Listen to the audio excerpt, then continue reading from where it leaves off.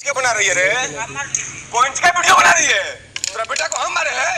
आप नहीं मारे हैं। तो वीडियो बना वीडियो बना रहा है दूसरे देश में तो हम एक मेरा तो जो लड़का हम लोग का सहारा देता था वही अपने पापा के साथ पकान घाट पकौड़ी बेचता था, वही हमारा लड़का था, हम लोग का साथ हाथ बटाता था। जब प्रशासन बोल रहा है घर छोड़ के चले जाओ, इसीलिए हम लोग अपना ही घर छोड़ के, एक छोटा बच्चा कोई उसी को भी कोई मार देगा तो हम लोग किसके सहारे रहेंगे बताइए। एक छोटी लड़की है, एक बड़ी लड़की है, तो इसीलिए हम लोग यूपी का सरकार हम लोग को खाने के लिए मदद दिया है, रहने के लिए घर दिया। नमस्कार दोस्तों, मैं हूं मंतोष और स्वागत करता हूं अपने बसंत विहार न्यूज चैनल में आप सभी दोस्तों का। घटना है 28 मार्च 2020 का। गोपालगंज के काटिया थाने में एक बेलईडीह गांव है, जहां पे एक बच्चा वो पानी में नहाने जाता है और उसके बाद से वो डूब जाता है। विवाद यहाँ से उत्पन्न होता है कि उसको डुबोया गया या वो खुद ब खुद डूब गया।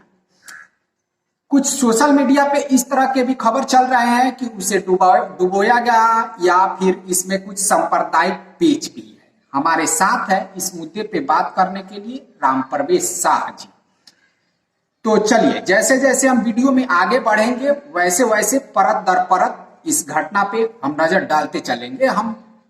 तो राम प्रवेश शाह जी, पहले आप ये बताइए कि पहली नजर में आपको ये घटना किस तरफ लेकर चलती है, यानी उसकी हत्या है या वो खुद ब खुद मान लीजिए कि नदी में नहाते वक्त डूब गया, या फिर इसको एक तरह से सांप्रदायिक एंगल भी दिया जा रहा है। तो पहली नजर में आपको क्या लग रहा है इस घटना से?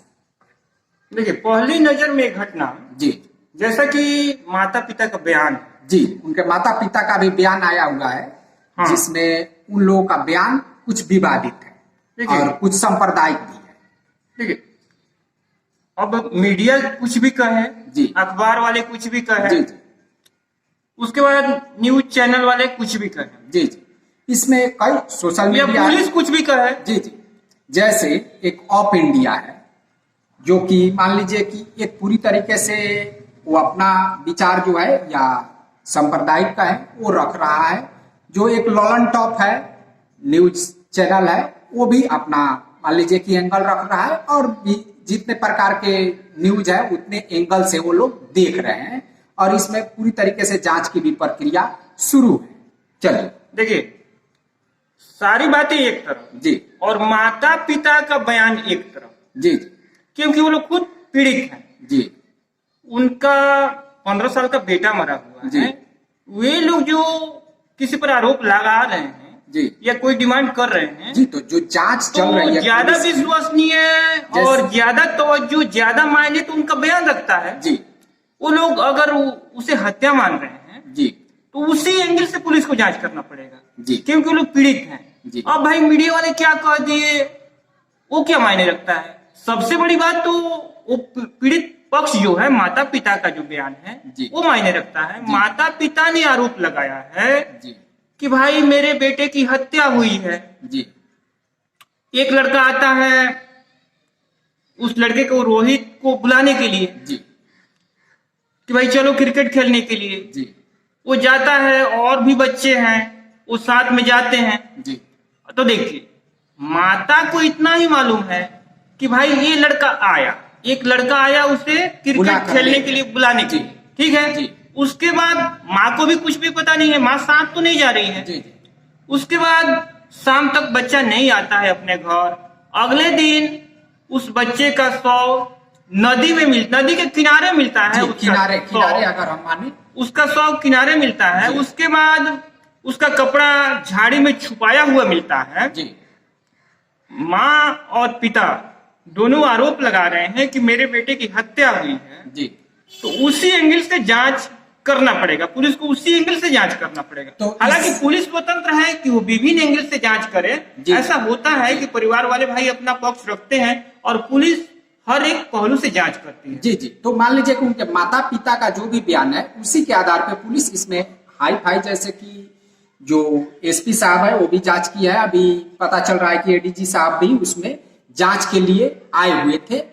हालांकि जो उसका जो पोस्टमार्टम रिपोर्ट है उसमें पोस्टमार्टम रिपोर्ट के आधार पर अगर कहा जाए तो उसमें कहीं से भी मान लीजिए कि उसको किसी गले दबाने हाँ का। देखिए, पोस्टमार्टम रिपोर्ट की जहां तक बात जी। है, तो पोस्टमार्टम रिपोर्ट में भी ये बातें सामने आई है कि जो मृतक लड़का है, जी, मृतक का उसकी पिता, उम्र 15 साल है। हाँ जी पिता ये कहते हुए पाए जा रहे हैं, एक वीडियो जो सोशल मीडिया पे वायरल हो रहा है, जी, जी। उसमें मृतक के पिता एक राजेश गुप्ता जी जी ये कह रहे हैं कि भाई उसका तो पोस्टमार्टम ठीक से हुआ ही नहीं। जी भाई 5-10 मिनट में कौन सा पोस्टमार्टम हो जाता है? पोस्टमार्टम की एक प्रक्रिया होती है, एक कायदे से पोस्टमार्टम होता है, वो तो पोस्टमार्टम गलत है। जी जी तो विभिन्न प्रकार के आरोप लगा रहे हैं राजेश गुप्ता जी। वो उनकी पत्नी भी, मतलब मृतक की माँ भी आरोप लगा रही हैं। जी। ये भी आरोप उनके द्वारा लगाया जा रहा है और बिल्कुल खुल्लम खुल्ला सुनाई दे रहा है, उनकी बातें वीडियो में आ रही हैं जी, जी। कि भाई पुलिस वाला कह रहा है कि पैसे ले लो और चुपचाप अस्थिर रह जाओ, जी। घर पे बैठ जाओ, जी और नहीं तो कुछ होने जाने वाला है नहीं। जी जी एक वीडियो है जिसमें एक पुलिस अधिकारी है, ठीक है, वो कुछ अभद्र भाषा उन लोगों के घरों पे बोल रहे हैं, जो पीड़ित है उनके घर पे कुछ अभद्र भाषा का प्रयोग कर रहे हैं। हालांकि उनका चेहरा तो नहीं आ रहा है, लेकिन जो पुलिस तंत्र है वो तो ऑडियो से ही पता कर लेगी कि ये आवाज किसकी है। और यहाँ पे जो वहां पे पुलिस अधिकारी पहले इसके जांच के लिए गए थे, वो भी मान लीजिए कि जो गाली गलौज करने का वहां पे पीड़ित के साथ तरीका है, वो तरीका बहुत ही अभद्र बहुत घटिया तरीका है। देखिए वो पोस्टमार्टम रिपोर्ट की मैं पहले बात कर रहा था। जी। पोस्टमार्टम रिपोर्ट का जो बात एक कह रहा है मृतक का पिता, जी तो उसमें भी मतलब ये दिख रहा है कि भाई वो गलत है, पोस्टमार्टम रिपोर्ट गलत है। अभी पोस्टमार्टम रिपोर्ट को हमें ये मानकर नहीं चलना पड़ेगा कि वो सही है, जी क्योंकि अक्सर बहुत से अरे मैटर में देखा गया है कि डॉक्टर बिक जाते हैं, पुलिस बिक जाती है और अपराधियों को बचा लिया जाता है। अपने देश के लिए कोई नई बात नहीं है। जी। अब देखिए, अब बात आई पुलिस की बात की, तो वहां का जो सहायक थानेदार है अश्विनी तिवारी, जी थाने पर ये लोग बार बार जा रहे हैं। जी मृतक के रोहित के माता पिता थाने पर बार बार जा रहे हैं कार्रवाई के लिए, जी तो उन्हें टरका रहा है, उन्हें गालियां दे रहा है, जी। भगा रहा है, ये कह रहा है कि भाई पैसे ले लो और चुपचाप बैठ जाओ जी और किसी का कुछ होने वाला नहीं है। उसे धमकियां मृतक के माता पिता को धमकियां दी जा रही है गांव वालों की तरफ से, जी। मतलब आरोपियों की तरफ से उनका बयान वीडियो में दिखाई दे रहा है। जी उसके बाद जब ये लोग अपनी फरियाद लेकर उसके पास जाते हैं, वो अश्विनी तिवारी जो पुलिस वाला है, जी जी वो इन्हें उसके बाद जब वो पहले जब वो बार बार गालियां दे रहा था और टरका रहा था, तो उसके बाद वो महिला गई है और साथ में किसी और को साथ लेकर वीडियो और मोबाइल लेकर गई है ताकि हम वीडियो उसका बना लें कि किस तरह का बिहेव हम लोग के साथ वो पुलिस वाला कर रहा है, सहायक थानाध्यक्ष अश्विन तिवारी कर रहा है। तो जब वो उसका वो वीडियो बनाने लगते हैं तो भद्दी भद्दी गालियां देता है। जी जी और बोल रहा है कि वीडियो बना कर क्या करें? वीडियो बनाकर क्या करोगे की सही सही जांच और पड़ताल जी जी करना। अब वीडियो में ऑडियो किसकी है, क्योंकि कुछ नीचे का पर्सन एक पुलिस वाले का दिख रहा है, लेकिन उसका चेहरा नहीं दिख रहा है, लेकिन आवाज इसमें अभद्र गालियां आ रही है। अब उस ऑडियो की जहां तक जांच होगी तो इससे पता चल जाएगा कि सीआईडी के हाथ में है। जी जी सीआईडी और इसमें मामले पे सीआईडी भी बहाल हो चुकी है। सीआईडी के जिम्मे जांच दे दिया गया है, तो उसका एक कर्तव्य बनता है कि भाई उसकी जांच करे, पुलिस के बिहेवियर की जांच करे। और दूसरी बात, ये मामला 28 मार्च का है। जी जी मार्च बीता, अप्रैल बीता और मई का आज 16 तारीख, 1.5 महीने से ऊपर के समय हो गए। ये मामले की लीपा पोती इतने दिनों से हो रही है। क्या कहा जा सकता है इसे कि भाई आरोपियों को पुलिस गिरफ्तार करती है, उसके बाद उन्हें जमानत मिल जाता है, अभी तो कुछ भेदन नहीं हो पाता है। 3 लोगों को जमानत, 4 लोग इसमें से गिरफ्तार हुए हैं और 2 लोग 3 को नाबालिग मानकर उन लोगों जमानत मिल जाता है, जमानत दे दिया गया है। एक अभी अंदर है जो 18 साल से। अपने देश की विडंबना देखिए, कानून की विडंबना देखिए कि भाई हत्या जैसे मामले में इतनी जल्दी जमानत मिल जाती है। और जुवेनाइल जस्टिस का कमाल देखिए कि कोई हत्या भी कर दे लेकिन उसे आसानी से जमानत मिल जाती है, उसे सजा मिलती है तो मैक्सिमम 2-3 सालों की सजा मिलती है। जी जी जी तो ये भी एक चीज है कि भाई बहुत सारे आजकल बहुत सारे अपराध टीनेजर बच्चे कर रहे हैं, जो कि अभी बहुत से ऐसे हैं जो अभी 18 उनकी उम्र नहीं हुई है, लेकिन बड़े से बड़े संगीन अपराध वो करते हैं। तो इसमें भी बदलाव की कहीं ना कहीं आवश्यकता है अपने देश में।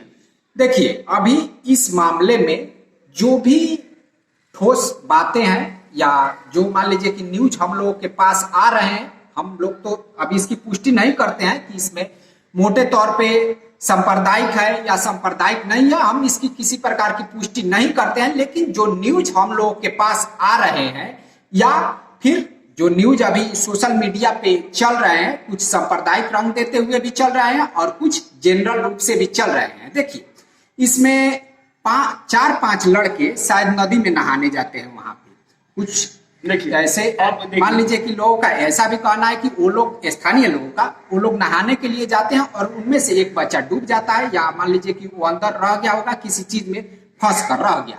लेकिन अब सवाल फिर ये उठता है कि जो बाकी बच्चे उसमें से निकले थे, नदी में से नहा कर निकले, फिर वो अपने घर पर या गांव में आकर मान लीजिए कि जो बच्चे हैं वो तो आकर शोर मचाएंगे कि भाई इस तरह का घटना हो गया, एक बच्चा डूब गया।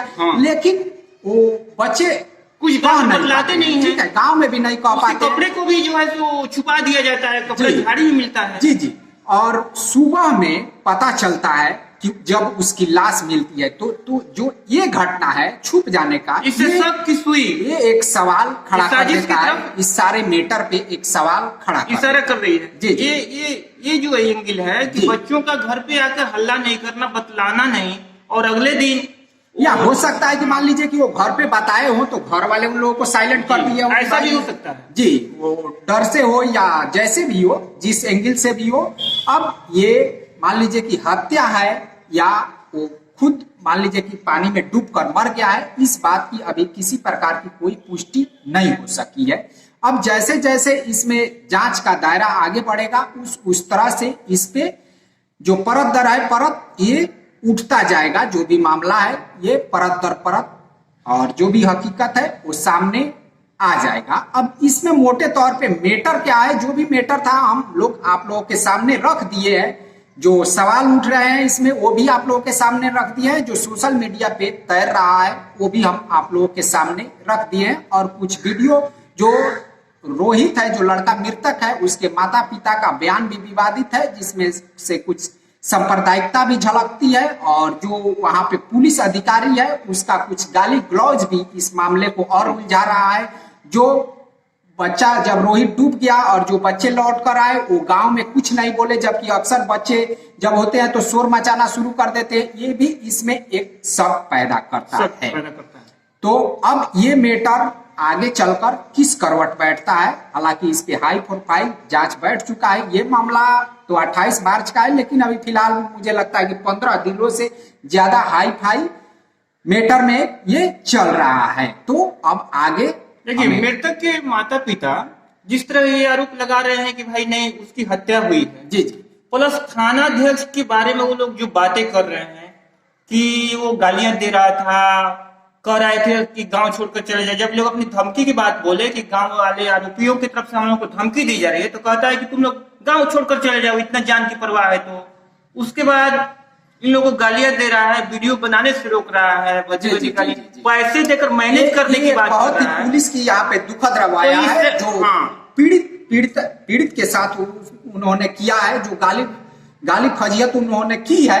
अगर उनका ऑडियो से मैच कराया जाएगा, अगर मैच होता है तो एक बहुत ही दुर्भाग्यपूर्ण बात है एक पुलिस अधिकारी का, जो कि पीड़ित के साथ इस तरह की अभद्र भाषा में अगर वैसा व्यवहार किया करता है, जबकि पुलिस को मान लीजिए पुलिस वाले को बर्खास्त करके और उस पर मान लीजिए उसकी धाराओं के तहत मामला दर्ज किया जाना चाहिए और उसे जेल भेजा जाना चाहिए, उसे सजा होनी चाहिए। साथ ही इस बात का सही उद्भेदन होना चाहिए कि ये उस रोहित की मौत दुर्घटना में हुई है या किसी ने हत्या की है। अगर किसी ने हत्या की है तो उन्हें उसकी सजा मिलनी चाहिए।